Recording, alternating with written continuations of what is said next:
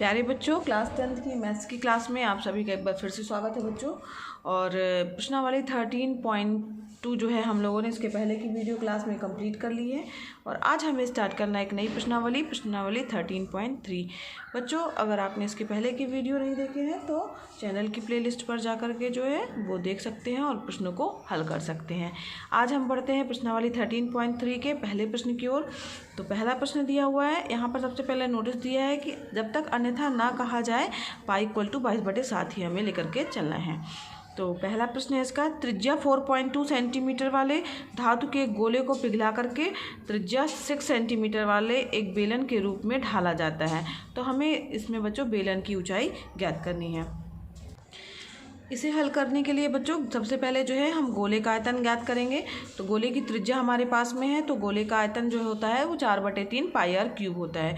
उसकी सहायता से गोले का आयतन ज्ञात कर लेंगे और हमें बेलन की जो ऊंचाई ज्ञात करनी है। तो चूँकि बेलन का आयतन जो रहेगा वो गोले के आयतन के बराबर होगा, तो दोनों का फार्मूला बराबर कर देंगे और उसमें से केवल h बचेगा, तो h का मान हमें ज्ञात हो जाएगा। आइए देखते हैं इस प्रश्न को कैसे हल करेंगे।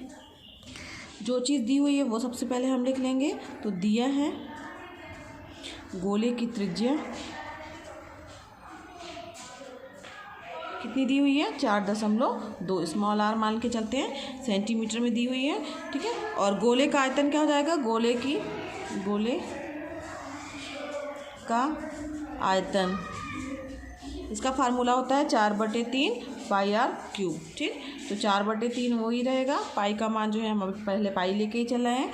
आर जो है यहाँ पर दिया है 4.2, तो 4.2 का होल क्यूब का मतलब हुआ 4.2 गुणे 4.2 गुणे 4.2, ठीक है। अब इसको आप हल करेंगे तो ये आ जाएगा हमारा 98.784 पाई घन सेंटीमीटर। सेंटीमीटर में है इसलिए सेंटीमीटर आएगा, ठीक है। अब यहाँ पर ये हमारे पास में गोले का आयतन हो गया। अब चूँकि बेलन को पिघला करके जो है इसको बनाया गया है बच्चों, बेलन के रूप में ढाला गया है, तो गोले को जो है पिघला करके, तो जो गोले का आयतन होगा वही बेलन का भी आयतन होगा। तो गोले का आयतन बेलन का आयतन समान होगा ना। और बेलन की जो बेलन बन रहा है उसकी ऊंचाई हमें ज्ञात करनी है। तो सबसे पहले मान लेंगे कि माना बेलन की ऊंचाई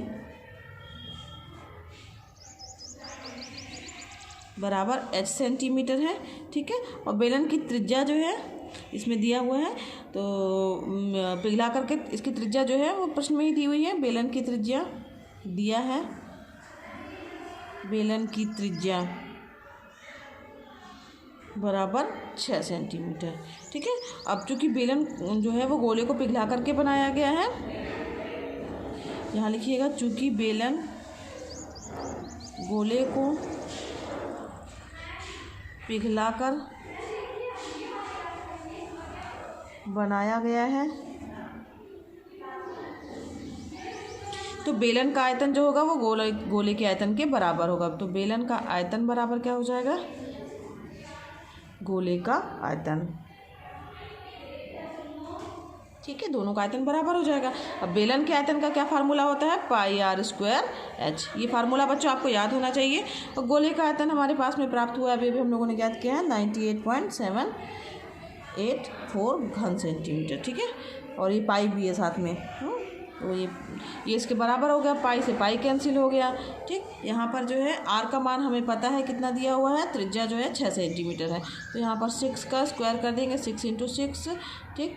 और इंटू एच हो जाएगा, इंटू एच बराबर हो जाएगा 98.784। तो h का मान बराबर क्या हो जाएगा, h बराबर हो जाएगा 98.784 अपान 6 × 6, 6 × 36, ठीक है। अब इसको आप काट दीजिए, हाँ। तो यहाँ पर जब इसको भाग देंगे तो आएगा 2.744, यहाँ पर आएगा सेंटीमीटर, ठीक है। लगभग इतना आएगा ऊंचाई। तो यही हमें ज्ञात करनी थी, बेलन की ऊंचाई। तो आप उत्तर अलग से लिख दीजिएगा। अतः बेलन की ऊंचाई, अतः बेलन की ऊंचाई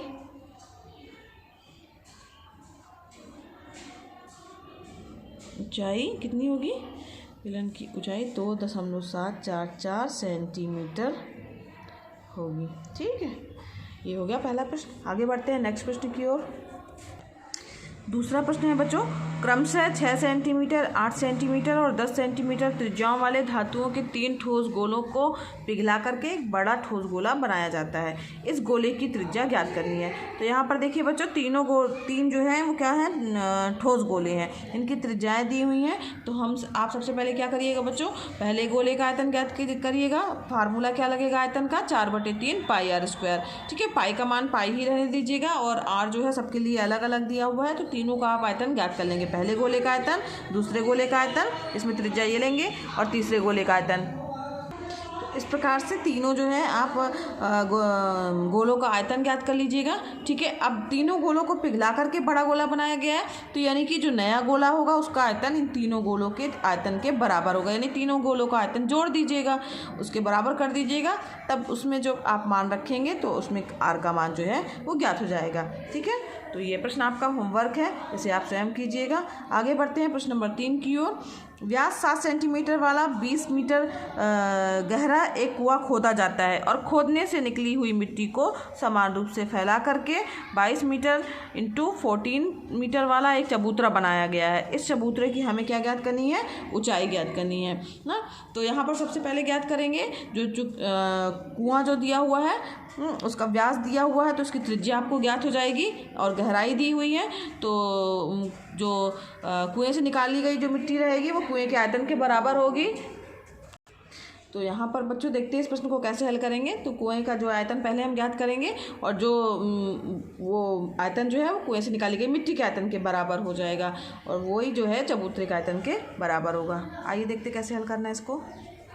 दिया है बच्चों कुएं का व्यास जो दिया हुआ है तो हम त्रिज्या ज्ञात कर लेंगे। व्यास बराबर क्या दिया है, 7 मीटर दिया हुआ है। ठीक है, तो कुएं की त्रिज्या क्या हो जाएगी, कुएं की त्रिज्या बराबर क्या हो जाएगी हमारे पास में, व्यास का आधा यानी 7/2 मीटर हो जाएगा।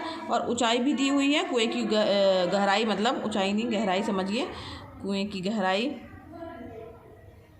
गहराई जो दी हुई है वो हमारे पास में एच बराबर कितना दिया है, 20 मीटर दिया हुआ है प्रश्न में ना। तो कुएं से जो निकाली गई मिट्टी का आयतन जो होगा वो कुएं के आयतन के बराबर होगा। तो कुएं से निकाली गई मिट्टी का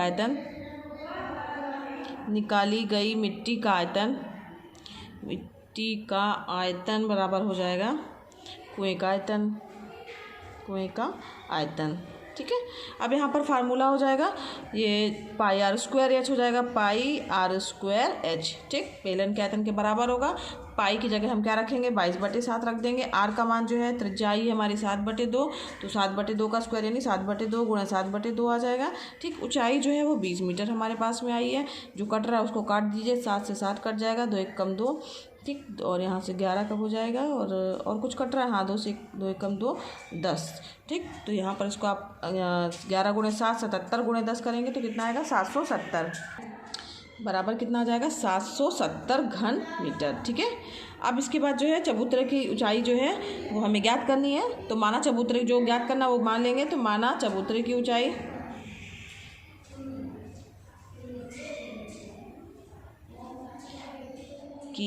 जो है वो बराबर है h मीटर के, ये हमने मान लिया है। ठीक है, तो चबूतरे का जो आयतन होगा वो मिट्टी के आयतन के बराबर होगा, क्योंकि वो मिट्टी का चबूतरा बना हुआ है। तो चबूतरे का आयतन बराबर क्या हो जाएगा, चबूतरे का आयतन बराबर क्या हो जाएगा, मिट्टी का आयतन।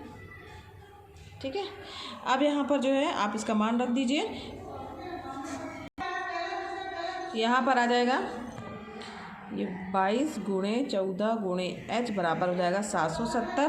ठीक है, h का मान आप निकाल लीजिएगा। h बराबर क्या आ जाएगा बच्चों, ये हो जाएगा 770/22 गुणे 14।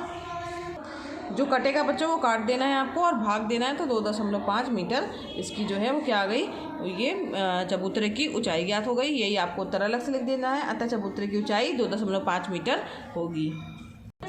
चौथा प्रश्न जो है बच्चों व्यास 3 मीटर का एक कुआं 14 मीटर की गहराई तक खोदा जाता है। इससे निकली हुई मिट्टी को कुएं के चारों ओर 4 मीटर चौड़ी एक वृत्ताकार वलय यानी रिंग बनाई जा रही है, समान रूप से फैलाकर इस प्रकार बांध बनाया जाता है।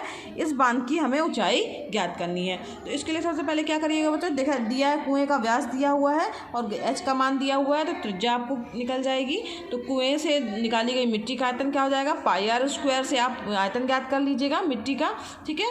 तो अब वो जो आयतन आएगा बच्चों, फिर उसके बाद चूँकि कुएं की त्रिज्या जो है वो कितनी दी हुई है, 3 मीटर दिया, तो उसका त्रिज्या आधा यानी 3/2 मीटर हो गई, ठीक है। और जो चबूतरा बनाया जा रहा है वो वलयाकार बनाया जा रहा है, तो इसलिए बाहरी त्रिज्या जो होगी उसमें जो ये त्रिज्या है उसमें जो है 4 मीटर चूँकि चौड़ा वाला है, तो जो त्रिज्या है 3/2 + 4 ये जो हो जाएगी वो बाहरी त्रिज्या हो जाएगी, ठीक है। 3/2 + 4 बाहरी त्रिज्या हो जाएगी। भीतरी त्रिज्या क्या होगी, वो 3/2 ही होगी। तो जो वलयाकार चबूतरा है उसका क्षेत्रफल क्या हो जाएगा, वृत्त के क्षेत्रफल के अनुसार हो जाएगा, पाई R1 स्क्वायर हो जाएगा।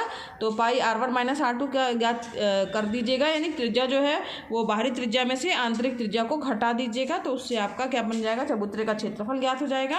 और इसकी ऊंचाई ज्ञात करनी है, तो जो बांध की मिट्टी का जो आयतन है ना, उसमें उसका फार्मूला लगा करके, और वो बांध की मिट्टी का आयतन जो है कुएं की मिट्टी के आयतन के बराबर है, तो दोनों को बराबर कर दीजिएगा, उससे आपका एच का मान ज्ञात हो जाएगा, बांध की ऊंचाई जो है वो ज्ञात हो जाएगी, ठीक है। तो इस प्रकार से बच्चों ये चौथा प्रश्न जो है बताए अनुसार आपको हल कर लेना है। तो ये आपका होमवर्क हो गया, और आज के लिए बच्चों बस इतना ही। इसके आगे के प्रश्न हम नेक्स्ट वीडियो क्लास में हल करेंगे। और अगर बच्चों पढ़ाना पसंद आ रहा हो तो वीडियो को लाइक कीजिएगा, चैनल पर नए हैं बच्चों तो चैनल को सब्सक्राइब कीजिए। और ये वीडियो क्लासेस बच्चों एकदम निःशुल्क हैं, फ्री हैं, तो आप भी इसका लाभ लीजिए, दूसरे बच्चों को भी प्रेरित कीजिए ताकि वो भी इसका लाभ ले सके। धन्यवाद बच्चों, मिलते हैं नेक्स्ट वीडियो क्लास में।